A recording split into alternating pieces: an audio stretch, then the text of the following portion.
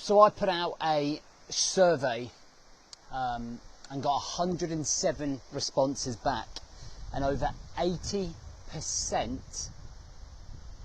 of those people that filled out that form said that this was not where they wanted to be, and that this role, which is so important, was getting neglected. And that was your role as a leader to the kids, and your as a role model to your kids was not what they wanted, was not at the standard or the level or the impact that they wanted to have. And the main reason was because of career obligations. Okay, so over 80% of those people said they weren't happy with the way that they were showing up for their kids. Okay, because they were so distracted. And this has to be a primary role, okay, for you. And I've come to learn over the last 10 years of being in business that work and career can get in the way. And from my own experience, I'm going to be able to share 5 key tips. 5 key tips, all right, that I've learned that you can take on board to make sure that you take on this role and this responsibility as a leader, as a role model to your kids, so that you leave this legacy, right? And I think it's really, really important, this. So let's get into it without further ado, and let's make sure that we are raising our game when it comes to being a role model to our children. Welcome to the Rise to Thrive show. I am your host, James Bourman. If you are coming through, then please do hit the like button, the love heart button, and please do comment and engage. What I'd love to hear from you, if you are guilty of this, are you guilty of maybe not reaching your potential as a role model, as a dad? Do we sometimes get caught up in the distractions of life? Okay, do we sometimes get distracted by the career, by our own needs? Could we do better, I think, is what we're trying to get to, right? So these 5 things are very much based on my own experience. So my own experience of going through parenting, 4 different kids that I know of. So 18-year-old, 16-year-old, 60-year-old, 2-year-old. I think it's worth saying that I was a different type of man and dad when I had my first 2 at 16 and 18. Maybe 27 was too young, maybe, as a father. I don't know. I didn't really maybe have many values there. The way that I parent now and think different with my 6 and 2-year-old would probably have been very different to the way that I parented and conducted myself as a father when my other 2 were 6 and 2.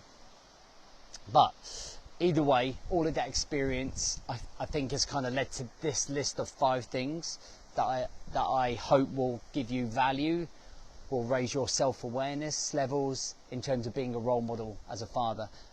And by the way, like, I'm not an expert at this. I'm just sharing my own life's lessons for you to go away and take and filter what you want from it. Okay. So the first one, when I say it, it probably just think, yeah, well, obviously. So the first one is being present, all right? And I think some people think that being at home or being in the same room is being present, okay? So there is a distinct difference in being present in the moment, in a conversation, and then just being in a room, okay, and being on your phone or watching Netflix or being distracted. So when I talk about being present, I mean, it's if your kid's watching telly, like, you can't 100% like always being present, right? You know, if they're watching TV or they're just in their own world, you don't necessarily have to disturb that, but you can always be like, do you want to play? Do you know what I mean? But if they're talking to you and they're trying to have a conversation, so I'm thinking about my 6-year-old at the time, at this particular time. So if she's talking to me about a project she wants to do, or a craft, or she's waffling on, if she's talking to me while I'm on this, And I'm looking at this, and I'll just be with you in a minute, darling. What type of example does that set, right? And I think it's really important that actually, I do believe one of the things that we're trying to do within our role as being a role model is to instill self-belief, is to instill self-esteem, is to instill that they are well loved. And I think it's really, really important that we are present in the conversations that we have, in the communications that we have, in the interactions that we have, in the play wrestling that we have, in the building the blocks, and jumping on a trampoline. Stop thinking about what you've got to do and being in the moment. And I think it's so powerful. And I noticed it, and I would say a year and a half ago, I was probably like consumed with my career, and I was like, why doesn't Alba ever want me to put her to bed? Why doesn't Alba show me the love that shows you? And I'm talking to my wife, obviously. And I started to notice that actually there wasn't that closeness that I desperately wanted. Do you know what I mean? And I think it was probably down to I was sending out the wrong messages. And I think about this year and the dramatic changes that I've made for me personally, being present, being more focused, doing more bedtimes, reading more stories, doing more club runs, picking up from school, all of these things. And I've noticed the difference of the love that she shows me. And you've got to earn that love and respect, even from a 6-year-old, right? You might as well be a stranger if you're not being present. All right, second one. I think is always lead by example. Now, when I've spoken to a lot of men, a lot of the reason a lot of men struggle with overwhelm, confidence issues, belief issues is a byproduct of our own parents and their behaviour and their communication with us, right? I don't ever think that sometimes many guys were loved enough. I don't think a lot of them were instilled with confidence and self-belief. Thinking about the generation, and we're a very different generation now, right? We've evolved. So I think leading by example is so important. So how we handle stress. If we're throwing things around the house because we're in a stress, we're teaching our kids that's how we react when we get stressed, right? If we are getting snappy with mum, when they get snappy with mum, they get snappy with mum when they're angry. Oh, it's all right, Dad does it. Like, do you know what I mean? So it's trying to find that fine balance. It's the way that we communicate. It's the actions that we take. So I often look at, let's take my son for example. So like last year I found his summer to-do list and he put it up on his board and I was like, God, and he saw my one, right? He saw my summer top 10 things that I wanted to achieve over 2022.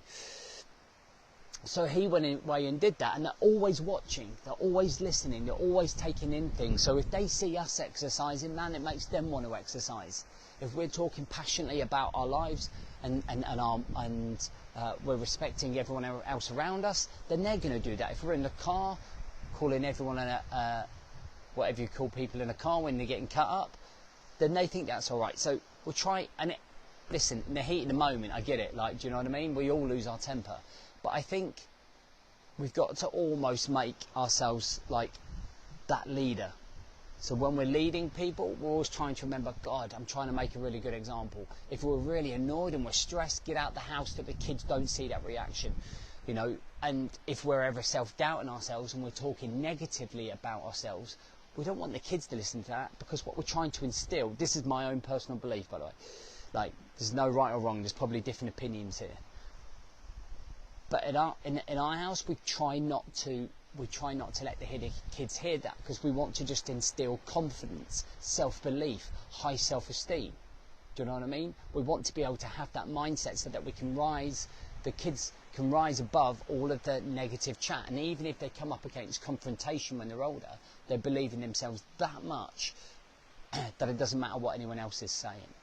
And that's what we're trying to get into. And we haven't got there with the two young ones yet, but we've gone through that with a 16 and 18-year-old, worrying about what other people think, confidence issues, etc. So I think leading by example is always the right thing to do.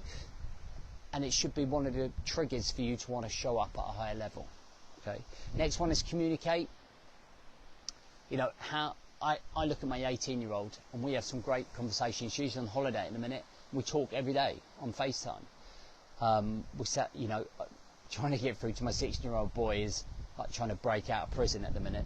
But I get it, he's at that age, you know. But when we do and we get into good conversation, it's quite interesting, the conversations that we have. The 6-year-old, it's quite intriguing, the communication that you have, and you're communicating, you're understanding her. She wants to feel loved, she wants to feel understood, she wants to feel like, man, I'm an important part of this guy's life, even at 6-year-olds. But you don't think about that. Even as a 2-year-old, even though she can't talk properly, it's like communicating with her, it's engaging with her. Do you know what I mean? And I think it's just it's an underrated value that I think we neglect in our role as parenting. You know, I've been guilty of it before. You know, one day they're going to get to 18, and I desperately missed it. If I didn't have my 6 and 2-year-old, I would desperately miss that. You know, that young age, and it's really making the most of it. You know, careers and obligations and distractions, they can really pull us away from some of the most amazing moments of our life. So I've put here, show love beyond what's expected. So for a lot of guys, I think this is a generation thing, that there's always been a lack of love. And one of the things I always want my kids to say when they grew up is that they were well loved. And I always think that as long as you're giving your kids as much love as possible, and you're kissing them and you're telling them how amazing they are and you reassure them, I think you're doing a great job. You know, I think you're always doing a great job. I think at the end of the day, our primary role is to make them feel safe and loved, and that they can always be open with us. Do you know what I mean? There's something very powerful in sharing a cuddle with a kid, or giving them a kiss on the head and telling them that you love them all of the time. Again, it's subjective, but this is just me personally. And I have found that my relationships with my kids, even through rough patches, has always, I'm talking about my big two, has always come back to that unconditional love, and reinstilling that love, and that they can always come to me, that I'm approachable. And you might think, well, obviously, of course, but how often do you cuddle those kids? How often do you kiss the kids? Because we always are getting pulled. There's always something pulling us away from those magical moments, right? There's always something going on in our minds, whether it's work, business, other people, judgment. And sometimes it's trying to get ourselves into this bubble where we go, man, just enjoy and embrace that cuddle, embrace that love when you're like putting him to bed. And I just feel quite passionately about it, you know. And then the last one, and I've saved, I think, the best one till last. And I think the reason I've saved this one till last is because I feel like this wasn't done for a certain generation. And with many of the guys that I work with today, this is one of the missing ingredients. And I do believe it's because of the generation of parenting. But the last one that I put was build their belief. And building their belief, I think, has got to be one of the most fundamental roles that you can play as a parent. So that actually when you pass and you die and you move on to what's ever next, that's your legacy. My dad always instilled the belief that I could achieve. My dad always instilled the belief that there's always a way. My dad always instilled the belief that I'm good enough, that I don't need to compare myself. I think that is the biggest gift that you can give your kid, is the sense of achievement, the sense of believing that they can achieve anything that they want to do, within reason. And I think this is, you have to put it into context, do you know what I mean? You have to put it within reason, you know. And I did this with my boy, in terms of I'm going to instill the belief that if he wants to be an NFL player, okay, then he can be an NFL player, and we're going to do every single thing